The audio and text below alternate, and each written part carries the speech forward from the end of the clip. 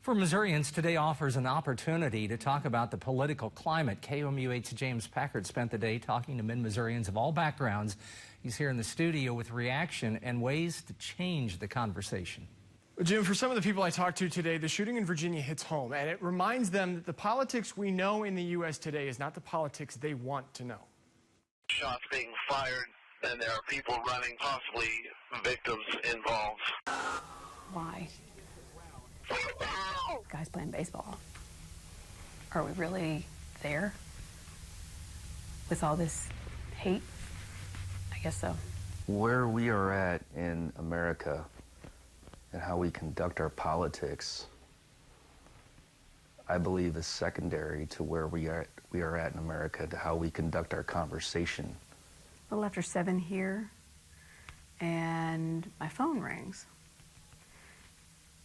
And I got my daughter up, who's 17 and remembers a lot of congressional baseball practices. She remembers she worked for Congressman John Shimkus last summer as an intern, who's used to be the primary pitcher for the Republican team. He's still playing, I don't know to what extent this year.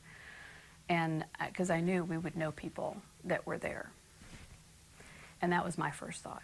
Who do I know? I'm afraid in 2 weeks, a lot of the public will have forgotten about this. I really think it's just an attitude thing that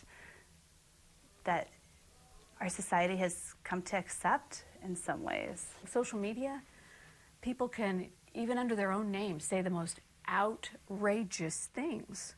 And then, of course, there's social media that just takes one little thing and then, revs it up and everybody knows about it.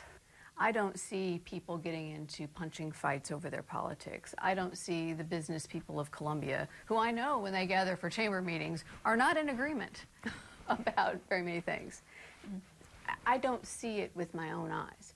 And the point I'm making is we see it because the isolated incident here or this incident over here, it's not saying they're not happening, but these incidents that happen in other places get fed to us repeatedly, and so the impression you're left with is, oh my gosh. Fighting is not what we need. We need a strong group united. We are united in our anguish. An attack on one of us is an attack on all of us. Does that narrative still exist in 2 weeks? No. Yeah, my cynical answer is no. Business as usual.